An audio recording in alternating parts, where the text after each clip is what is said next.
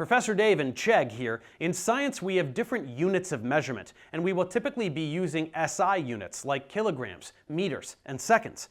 But there are also derived units, which are combinations of other units. Let's take a look at a specific derived unit, density. This term describes the mass of an object per unit volume, or how much mass is contained within a certain amount of space. This is a derived unit because we are combining units of mass and volume to describe a new characteristic, and for our purposes, we will want to be able to calculate density as well as convert a density from some set of units to some other set of units. Density is important to understand because it is a parameter that determines certain things about the behavior of any object or material. For example, metals tend to have a high density and therefore sink in water, whereas cork has a low density and will float on water. As you can see, with densities we are typically expressing the mass portion in grams, although sometimes kilograms depending on the substance, and the volume may be expressed in milliliters or liters, but it may also be expressed as some unit of length cubed, such as cubic centimeters or cubic meters. Substances can have all kinds of densities depending on their compositions, but also on the phase of matter we are looking at. Solids are very dense, and liquids can also be quite dense, since all the atoms are packed together tightly. Gases, however, are not dense at all, because the mass is distributed over a much larger volume, since the particles are so far apart from one another. Putting mass and volume together, common units for density will be kilograms per cubic meter, grams per cubic centimeter, or grams per milliliter. We can use any units we want as long as it's a unit of mass over a unit of volume, but these are the ones we will see the most. If we want to calculate the density of an object, it is as simple as finding the mass of the object as well as the volume and dividing the two values. For example, let's say we have a perfect cube with an edge length of 0.843 centimeters and a mass of 5.34 grams. What is the density of the cube? Well, let's take the mass and divide it by the edge length cubed, which gives us the volume.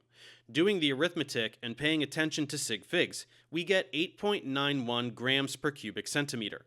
We can sometimes use this kind of information to identify an unknown substance. We simply take some measurements and compare the calculated density to a table of known values to see if there is a match.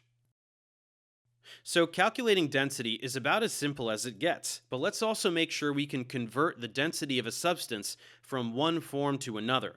Let's say we have some packaging material, like styrofoam. The density of this material is 47.93 kilograms per cubic meter. Let's say we want to express this in grams per cubic centimeter. To do this, we will perform dimensional analysis. Let's write down the value we are starting with, placing the units in vertical fashion. And now we will use conversion factors to cancel out the units we don't want and replace them with the ones we do want. One thing that will be important to understand is that we must treat these essentially like algebraic variables. So don't forget that we have meters cubed on the bottom, which is basically like meters times meters times meters. Writing it out this way will make the conversion a little easier to visualize. First, let's get rid of kilograms. We want grams instead, so let's multiply by 1,000 grams over 1 kilogram, since those are equivalent. That allows us to cancel out kilograms, giving us grams instead.